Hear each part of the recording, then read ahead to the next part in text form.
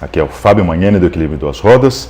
E hoje eu queria falar um pouco sobre algumas histórias, alguns livros que envolvem motos e bicicletas e as lutas negras. Bem, mais uma vez, esse aqui é um assunto no qual eu não me sinto muito à vontade para falar, porque obviamente eu não faço parte dessas lutas, mas também me sinto um pouco na obrigação de falar, porque eu não vejo muito esse assunto sendo trazido para esse meu mundo das motos e das bicicletas, mundo das duas rodas, então eu acho que vale a pena. Mesmo assim, fiquei preocupado com isso, em me meter onde eu não sou chamado, e daí fui falar com uma amiga minha, que é bem ligada a esses movimentos, tanto do ponto de vista político, cultural, artístico, religioso, e ela falou assim, se você falar com cuidado, né, e você conseguir demonstrar todo esse respeito que normalmente você demonstra conversando comigo, acho que não tem problema nenhum. Mas ela falou assim, mas eu vou te dar uma dica, né? Quando a gente vai falar vai pedir a voz numa roda de conversa, a gente sempre pede permissão para os mais velhos e para os que vieram antes para a gente poder falar. E daí ela falou assim, então eu sugiro que você faça o mesmo, né? Então é isso que eu estou fazendo agora, né? Assim, peço permissão para falar sobre esse assunto. Bem, a ideia desse vídeo começou quando eu comprei esse livro daqui, né? Que é chamado A Motorcycle on Hell Run. E eu não sabia muito bem do que se tratava, e eu sempre faço isso, né? Assim, para mim, quando aparece um livro que não é mais do mesmo, eu sempre compro e depois eu vou ver o que é. E, bem, é uma motocicleta, comprei por isso, on Hell Run, né? Hell é inferno, Run é corrida. Bem, nem sabia muito bem o que era, mas o subtítulo era Tanzânia, bem, eu sei que é um país na África, a Black Power, que é o movimento de luta política e também de empoderamento cultural dos americanos, anos 60, 70, e o panafricanismo, que deve ser alguma coisa que tenta unir todos os países da África, e de 64 a 74, né? Bem, por que isso? Daí não entendi muito bem a ligação entre essas coisas, mas fiquei bem curioso e eu vou contar, eu achei legal esse livro. E, bem, logo no começo ele explica da onde que veio o título, né? O título veio desse jornalzinho aqui, chama The Crusader. Essa aqui é uma edição de 1968, e foi publicada por um tal de Robert F. Williams, no exílio. Está bem escrito aqui. Publisher em exílio, no exílio. E, bem, esse Robert F. Williams, ele era foi um ativista americano, né, norte-americano, um afro-americano, e que nessa época estava em exílio porque ele teve alguns problemas com a justiça e ele teve que fugir para não ser preso. E ele morou em Cuba, visitou a China, a África e tal, e num dos artigos desse jornalzinho dele aqui, ele publica um texto chamado, né, o Safari Africano, Hell's Run ou na Motorcycle. Esse Hell's Run é o nome de uma estrada que ele dá, né, para uma estrada na Tanzânia. Então ele está contando a história de uma viagem que ele faz pela Tanzânia, uma viagem de 2.400 quilômetros em 10 dias, com outros dois colegas se aventurando por lá. E o que é mais legal, né, é que ele mostra, ele comenta uma coisa, fala assim, legal, os países estão aqui na África estão conseguindo a sua independência e a gente está tendo uma certa evolução econômica e tal, mas existe a impressão dele, mas a gente está com uma cultura um pouco errada de achar que sucesso aqui entre os negros que estão tendo sucesso agora na África é você andar de terno, com gravatinha, ter um doutorado na Europa, todo mundo muito educadinho e tal, e a gente continua babando o ovo para quando vem um branco europeu aqui e sobe o Kilimanjaro e desce uma cachoeira, né? Os grandes aventureiros continuam sendo brancos. E a gente precisa começar a ter aventureiros negros também. E ele sentiu isso nessa viagem, né? Quando ele andava de moto, ele como negro, e passava nas vilas e as crianças ficavam olhando, um aventureiro de moto por aqui, e ele é negro como a gente, tal. Ele achou, mostrando a importância que ele via disso, né? De também não ter uma coisa muito civilizadinha, muito fofinha, e ter uma coisa mais ativa também, né? Símbolos mais ativos. Então, é sobre isso. Bem, mas voltando ao livro que fala sobre isso, esse aqui é um livro acadêmico e que conta a história, né, de 64 e 74, que são momentos importantes, tanto na África, porque os países estão conseguindo a sua independência, estão começando a se reconstruir ali, e nos Estados Unidos também, porque os movimentos negros estão mais fortes e estão lutando, né, pelos seus direitos e pelo engrandecimento e empoderamento da sua cultura, né, do Black is Beautiful, né, o preto é bonito, e por aí vai. Então esse livro fala muito sobre essa época. E por que a Tanzânia? Porque nesse momento, nesses anos, vários países africanos conseguiram a sua independência, alguns não tinham conseguido ainda, mas entre os que tinham conseguido a independência, muitos estavam em guerra, ainda entre guerras étnicas dentro do seu território, ou então tinham sido tomados por alguma ditadura militar. Então a Tanzânia era um dos únicos países em que havia uma certa liberdade, uma certa democracia. Então todo mundo, segundo o livro, olhava para a Tanzânia nessa época como uma grande esperança da África, um grande exemplo da África, né? E também, como eu disse, os americanos estavam vivendo esse momento também. E daí esse livro fala sobre isso, sobre essa mistura de experiências, né? Os africanos, os negros africanos, buscando a reconstrução econômica, buscando, né, a sua história, a reconstruir a sua história, e os americanos também tentando se empoderar para conseguir de novo seus direitos e conseguir ser vistos como cidadãos completos. E daí tem mais ou menos 3 partes desse livro. Uma parte fala sobre essas viagens diplomáticas, essas trocas políticas, fala também sobre a montagem de algumas universidades lá na Tanzânia, né? De novo essa busca por contar a história real que eles tinham vivido na África, e não história africana, a cultura real, e também um certo movimento de publicação de livros para contar essa história, para preservar isso daí. Bem, é um livro bem mais complexo que isso que eu estou falando, mas dá para ter uma ideia, e eu achei muito, muito legal.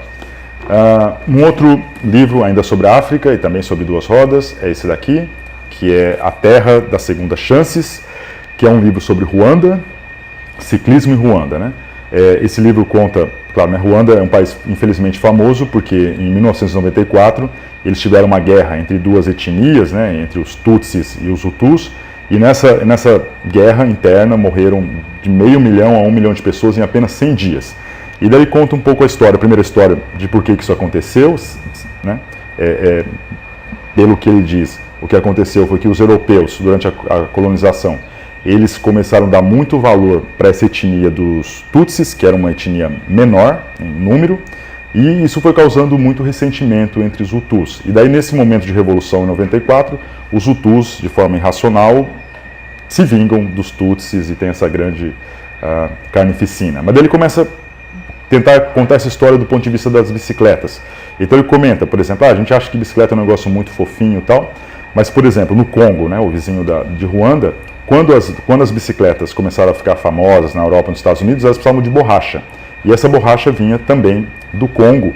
E daí os europeus exploravam trabalho escravo, tudo lá dentro do Congo, né, para fazer o pneu das bicicletas. Então, às vezes a gente acha, num lugar as bicicletas estão fazendo um bem, mas no Congo elas fizeram um mal. Mesmo em Ruanda, né, que não tinha um clima e um relevo propício para produzir borracha, mesmo lá na Ruanda, ele comenta como as bicicletas eram usadas pelos missionários que ficavam indo de cidade em cidade, patrocinando meio que essa ideia de uma diferença étnica entre os Hutus e os Tutsis. Então, de certa forma, também as bicicletas foram usadas para, sim, o livro pelo menos diz isso, né?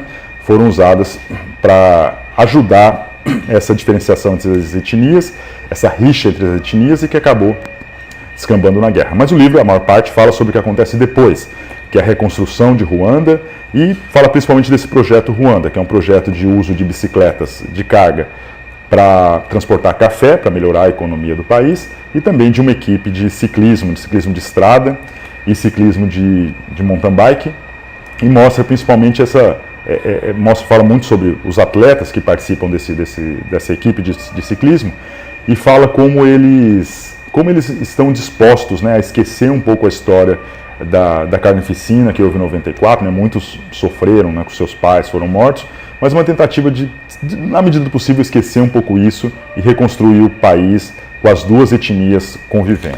Então, é legal. O outro livro é esse daqui, que é The Great Bicycle Experiment, o grande experimento de bicicletas, que mostra uma experiência que eles fizeram no exército americano no final do século XIX, para ver se era possível, se valia a pena colocar bicicletas no exército, né? Um regimento de bicicletas. Bem, tem vantagens e desvantagens, eles andavam mais rápido, mas tinha muitas quebras. Acabou o experimento nem continuando muito depois, porque houve a guerra hispano-americana em Cuba, e daí esse regimento teve que ir para lá, então acabou não continuando muito. Mas o interessante é que era um regimento todo de negros, e o que não é muito relevante para o fato deles terem andado de bicicleta, mas é legal que conta um pouco a história de como, né, no exército americano, na sociedade em geral, mas no exército americano em particular, existiam regimentos só de negros, separados dos brancos, e regimentos normalmente com uma patente mais baixa, mas mesmo assim como era interessante para os negros essa chance que eles tinham no exército, porque era uma chance deles terem educação formal, que eles não tinham acesso fora do exército, e também de ganhar um salário um pouquinho melhor. Então, uma história interessante. Outro livro que fala sobre negros e duas rodas é esse do Major Taylor. Esse Major Taylor, também na mesma época, final do século XIX, ele foi a primeira grande celebridade esportiva, né? Ele era um ciclista de pista, e a gente não tem muita noção, às vezes, hoje em dia, da importância que o ciclismo já teve, né? Era como se fosse uma mistura de Fórmula 1 com futebol, com basquete nos Estados Unidos. As pessoas adoravam, né? Não tinha TV, não tinha rádio, então elas iam muito assistir essas corridas. E esse Major Taylor era um grande atleta, né? Que ganhava muitas corridas e tal. E é interessante que ele não era, assim, é claro que ele tinha um corpo bom para esse tipo de competição, mas ele ganhava as corridas porque ele tinha uma boa estratégia, boa alimentação, um bom treinamento, uma coisa bem moderna em relação aos outros. Então ele ganhava muito por isso daí. Mas o livro mostra muito a questão do racismo, né? Porque se por um lado ele era amado por alguns jornais, principalmente do norte, incensado, e também pelas pessoas que assistiam às corridas, ele era odiado pelos outros corredores, na sua maior parte brancos. Então durante a corrida ele tinha que montar uma estratégia para não ficar muito perto dos brancos, porque ele apanhava, os caras batiam e derrubavam ele.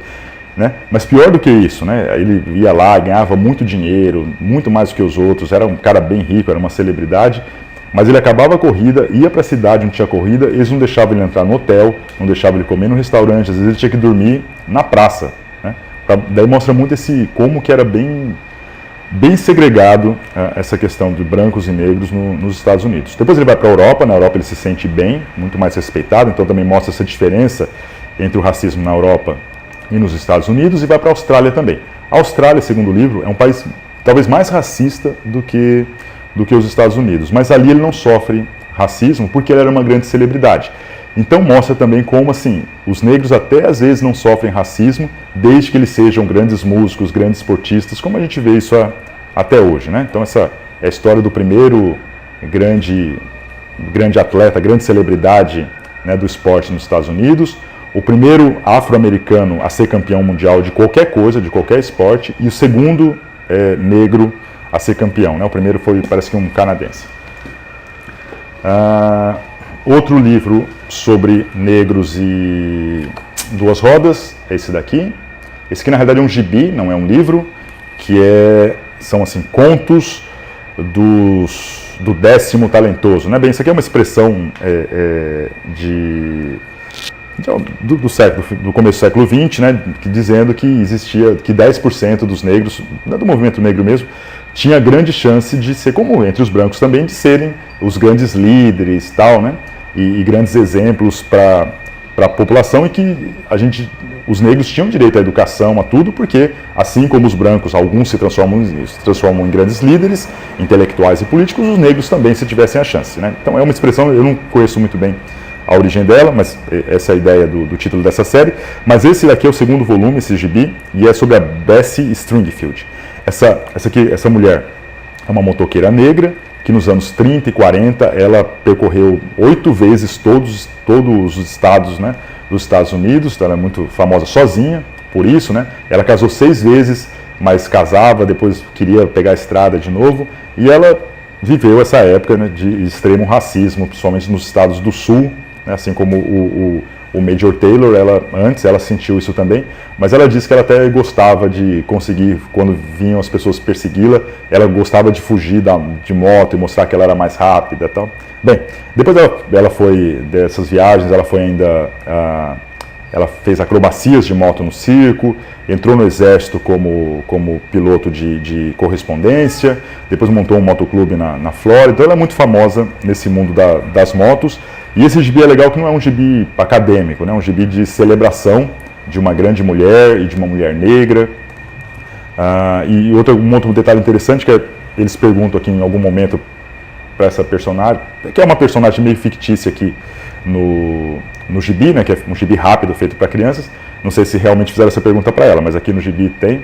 Eles perguntam assim, por que você não participou tão intensivamente da luta pelos direitos civis dos anos 60 e 70 nos Estados Unidos? Então ela falou assim, eu respeito muito, mas cada um na sua, né? A minha participação foi dar o exemplo. Então acho bem legal assim também, de novo, as várias lutas, né? Existem lutas, pessoas que defendem a luta armada, pessoas que defendem a integração, pessoas que defendem o empoderamento econômico, outras o empoderamento cultural, outras o exemplo.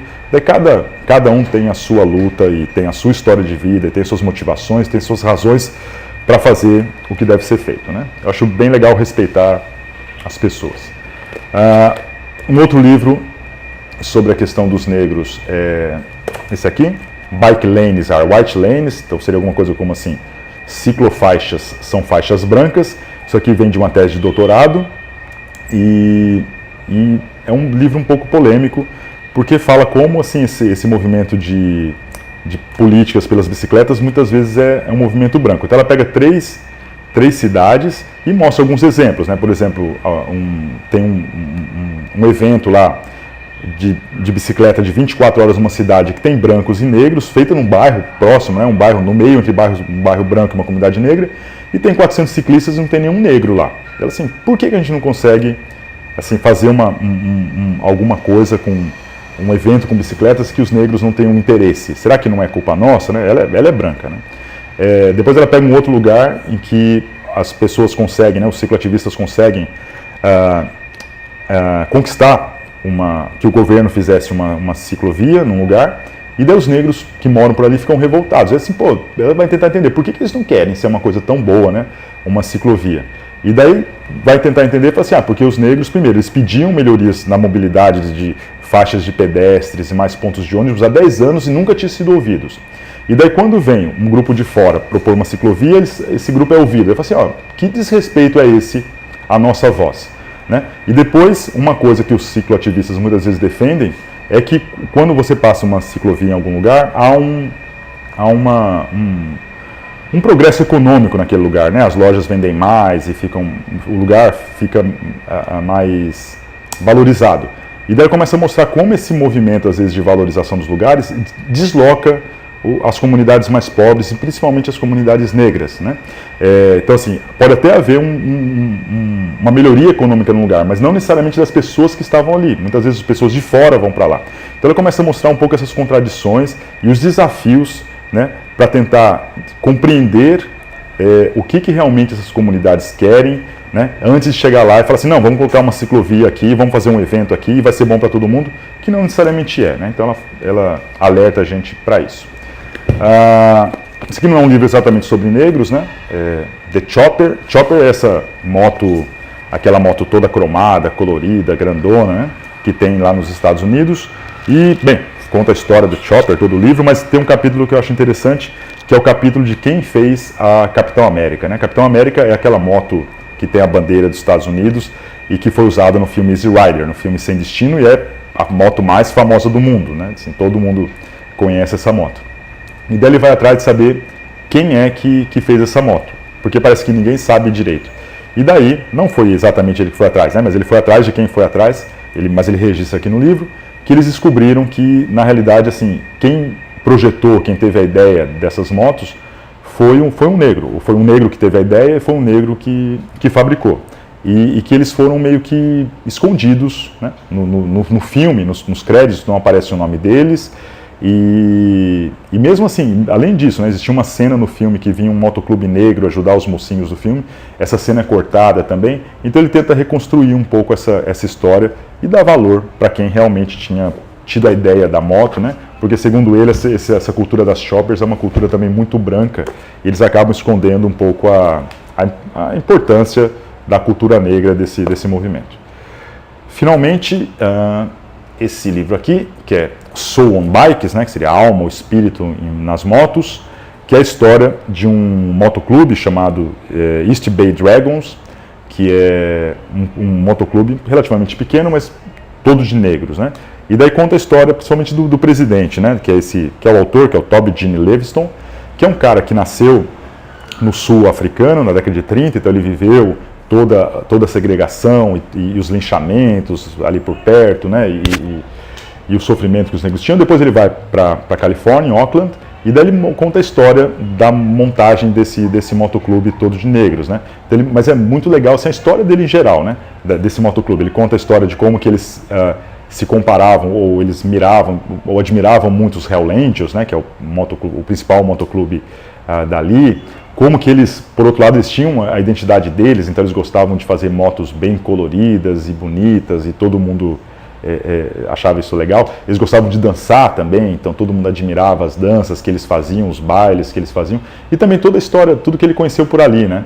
Ele teve contato com os beats, né? E o jazz em São Francisco, a luta política em Berkeley, os Panteras Negras em Oakland também. Então conta toda a história desse motoclube negro e como que ele se relacionava com esses movimentos políticos dos anos 60 e 70 também, políticos e culturais que aconteceram nos Estados Unidos. Também, outra coisa que eu acho bem legal desse livro é que ele não está tentando teorizar o movimento negro e nem dizer o que é certo, o que é errado, ele está contando a vida dele, né? E eu acho que eu acho legal olhar um pouco para isso, né? Tentar ouvir os indivíduos e não só essas grandes teorias. Talvez as duas coisas sejam necessárias, né? E esse conjunto de livros que eu mostrei, acho que tem bem esse balanço, né? Tem o gibi, que é uma celebração, tem o livro acadêmico, que conta a história de uma forma mais ou menos organizada, tem experiências pessoais contadas em primeira pessoa, e, bem, de novo, né, conta dos vários tipos de luta, lutas culturais, lutas de integração, lutas de segregação,